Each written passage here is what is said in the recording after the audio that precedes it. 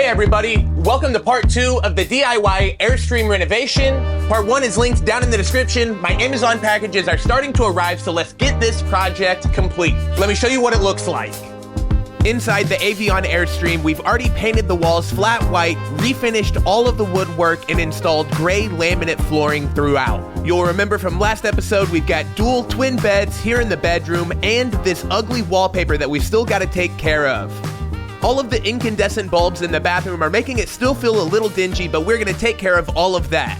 First, I took out the sink and the 3/4 inch MDF countertops we made in the last episode. I wanna pour epoxy countertops and I'm waiting for that to be delivered. But in the meantime, I've got a few packages already. What I'm opening up here is my new brass hardware for all of the cabinet doors and drawers, and I am very excited to be putting these in. They've got a really cool knurled texture on the handle, and they were easy to install because they had the same 3-inch hole alignment. One great thing about these handles is that the two stems, or the pieces connecting to the actual face of the cabinets, are oval shaped. And the old cabinet handles were round, and a few of them were over tightened so much they actually dug into the face of the cabinet. But since these were an oval and oversized, everything still sat flush and looked really clean. Big upgrade. In fact, one thing that I found really cool is that adding new hardware helped brighten and freshen up all of the cabinets that we had already refinished. The luster of that new brass really distracts from any of the spots I had to put wood filler or something like that on the cabinet doors. And I should mention, I'll make sure and leave links to all of the materials, tools, and supplies that I used for this project in the description down below. That way you can find it. One thing I needed to pick up was a new brown heater vent for the bathroom, but this didn't have any holes drilled in it, so I went ahead and did that with an 1/8 inch bit and then screwed it into that wardrobe. I also put in some handles. These handles are great, it freshens everything up even more, and it ties into that mid-century Art Deco look that's classic when it comes to Airstreams. And the next package I got that I'm very excited about is peel and stick wallpaper. I mentioned in episode 1 that I'm going to be putting one pattern back here behind the kitchen as a backsplash. I really like the one that I got. It's got a white background with this simple black leaf design, and it should work great. One pro tip I would recommend is getting a large straight edge or square. That'll help big time whenever you're making cuts on your wallpaper. And also make sure to use a brand new utility blade. That way you get clean cuts without tearing your wallpaper on accident. And I've got to say, it would have been easier to do a big blank wall instead of this intricate small space with a ton of cuts and things to work around. But I was still able to get a good clean result, and I'm really happy with that. But once again, I am going to stress using a brand new utility knife blade. It doesn't matter how cheap the knife is, just put a fresh blade in it. There will eventually be some trim covering the edges on each side, but I still use that as my reference for square, so that's why you see me lining it up right there on the edge. It doesn't necessarily need to be that clean though. Thinking back to the installation, one of the trickier aspects to it all was keeping track of where I needed to cut things. That way the pattern would end up lining up. With this pattern, I needed to alternate up and down with each piece, so that was a little bit trickier than one that would always be the same way going up. But once I had this final edge cleaned up, the kitchen area backsplash was complete and I moved on to the bedroom. Ah, screwed from the back. I'm going to be wallpapering everywhere that I haven't painted, which is this wall and the wall next to each bed. Now these mirrors were stuck on there, so they're not going anywhere, but I did remove the trim pieces and I'll be wrapping those later. In the bedroom, I wanted to use a floral print and I found this one that I like, and it looks like it could be an actual vintage mid-century wallpaper. But this one is peel and stick and that is awesome. Airstream trailers are classic mid-century modern, so I feel like this is appropriate. And working on a travel trailer is really low stakes compared to a house, so it's cool to have fun and do a space with a ton of wallpaper in such a small area. A funky aspect to this project is that the walls aren't square, they're pretty round, just like the school bus I did back in the day. But luckily with this project, I had the existing doors and cabinets that I could reference as straight edges, trusting that the builders did a good job, which they did. I've got a pretty big access panel on this left wall. That's for all of the plumbing that works for the bath and shower. We'll address that for just a little bit, but for now, I wanted to keep covering as much area as possible. When you order wallpaper, make sure and check to see if you can find the thickness in millimeters of the actual vinyl material. Perfect! The thicker the material is, the less likely it is to rip or break whenever you're peeling the backing away. It's also easier to peel back away from the wall and reset if necessary. And trust me, in a wonky space like this, I had to peel away and put the wallpaper back down quite a bit.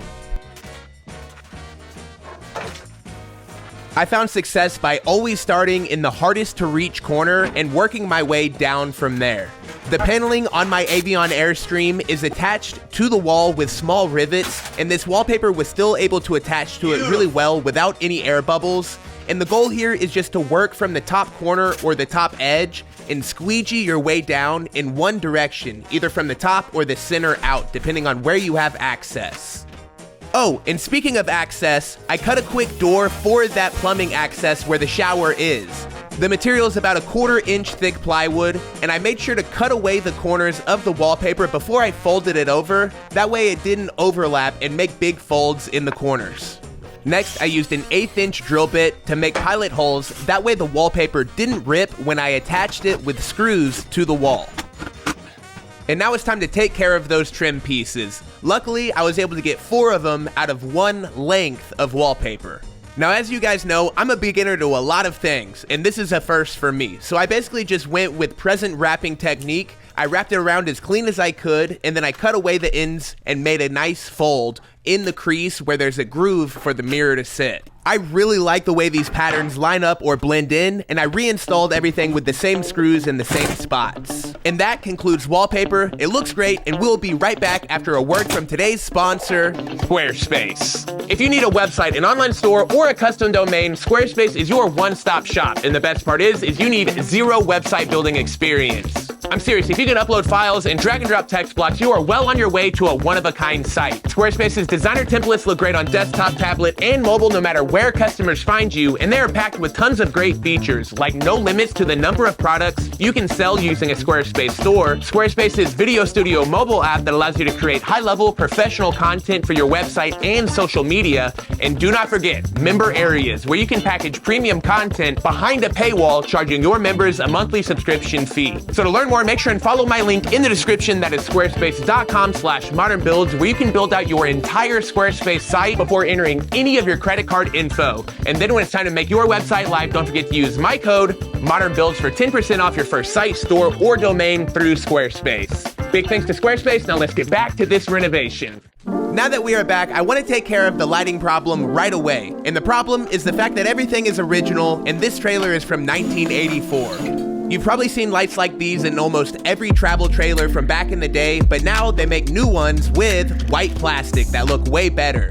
These also have LEDs, and instead of using an incandescent bulb with really yellow light, these have a 4000K LED panel with way more lumens. Links down below. Woo! It works! I like that color a lot more too. I ran into a little bit of a snag when I found no wires attached to the next light, so I did a little bit of investigating by taking down the panel and finding the original wires and getting everything connected and tested before screwing it back in. I also lined these up all really straight and symmetrical instead of the way they were originally. Way better. And I think these sconces outdate this trailer almost more than anything in the whole place. The ones that I got to replace it are really cool. They've got this globe shade on them, right in that Art Deco mid-century vibe we're going for. I'm gonna get this torn out and the other put in. So a really good fun fact to know about travel trailer renovations is that you can use a normal light fixture for a house, but just don't use 120 volt bulbs. Use a 12 volt bulb that you can get online or from RV stores. Really, a light fixture is just wires going to a bulb, and it's the bulb in particular that matters. I repeated the process on the other side of the living room. I didn't want to remove the wooden plate. I know it's not as clean as if the brass only was showing, but this is what everything attaches to, and I didn't want to risk the structural integrity of anything. I've got no idea what light was originally here in the entryway, but the last owner put this utility light there. Let's get it out of there and put in a new sconce. Now, the one that I got is super cool. It reminds me of a classic library or poker lounge or something like that. Once again, normal fixture, just a 12 volt bulb. There's indirect lighting in these casings above the windows, and I'm swapping those out with LEDs. If you want to find any bulbs with this push twist base, just search BA15S. Now, I mentioned that the bathroom felt dingy because of all of the yellow light, and we already know one fix to that. It's getting those original fixtures on the ceiling out of there and replaced with the same ones that we used earlier. Not only does it have white plastic, but 4000 K, which is 4000 Kelvin color temperature light. And I would strongly recommend drilling a pilot hole if you've got any new screw locations, that way you don't damage the panels. And this shot is another really good example of the difference in color temperature. I don't want to change anything about the classic look of the exposed bulb vanity, but I do want to update the bulbs themselves to these ones that are diffused and have the same color temperature light. Big upgrade. I'm pretty hyped on these new lights that I got going in the bedroom area above each bed. They've got 3 different color temperatures and a built-in dimmer. That way, if you're reading when it's dark, you can have it dimmed down and really warm. But if you still want it bright during the day, it works for that too. And this is what the cover looks like for all of the wiring inside of the cabinet. We've got one more old school light here in the bedroom that I need to swap out with the same type that I just did. This is a little bit smaller than the old light, so I'm gonna have to come back and cut in with a little bit of paint, but I'm not worrying about that right now. I just wanna keep moving and getting these lights installed. The Airstream also has a couple fluorescent lights, and we've gotta get those out of there. This light was a little bigger than the last, still 4000 K, and has a built-in dimmer too. The biggest light of all, though, is going right here in the living room. It'll be above the sofa, the coffee table, and at this point, I'm very happy that the lighting section is complete. I wanted to show you everything I used, though. Now, let's go to those epoxy countertops.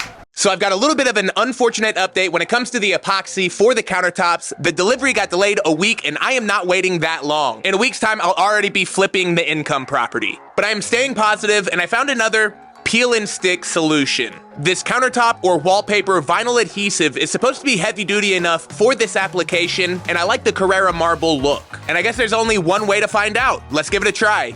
After using quite a bit of vinyl already on this project, I know that I didn't want a sharp factory corner on this MDF. I figured it would break while I was trying to wrap it around the edge. The gloss finish on this vinyl did make it feel more heavy duty, and I was able to work out a lot of the air bubbles. And to be honest, I had a lot of negative space on these countertops, and that's probably why I got any of the wrinkles that I had to deal with to begin with. I did a fold over all of my edges, and I found that all of my round or radius corners were a lot harder than the 90-degree corners. Nevertheless, though, I just kept working as many air bubbles as I could out, and then I used duct tape or Gorilla Tape on the back to make sure it stayed there. I kept the original screws and put them in the original locations. Then I moved on to peeling and sticking the next vinyl onto the small counter next to the big one in the kitchen. It was helpful to remind myself to be patient in this process. It's easy to rush and turn an air bubble into a wrinkle really quick when it's easy to actually peel the material up and place it back down instead. Now, I will say that this looks really good, but we'll have to see how well it holds up. But now it's time to reinstall the original stove. After I connected a couple of the wires for the igniter, I put it in place. Oh, it's a perfect fit. And then I reconnected it to the copper propane line. My dad spent quite a bit of time scrubbing these pieces off camera, so thanks to him. We'll be testing all of this out later, but now I want to work on the kitchen sink.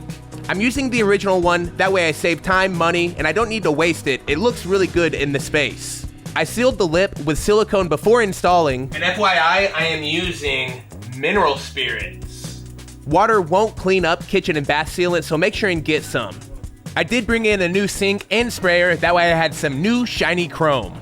The only problem is it did expose what was now a new eyesore, which is this original light. I noticed that it stuck out like a sore thumb with that little bit of surface rust now that everything else is fresh and bright, and luckily these lights came in 2-pack, which means I had one left over from the bedroom area and I could put this in.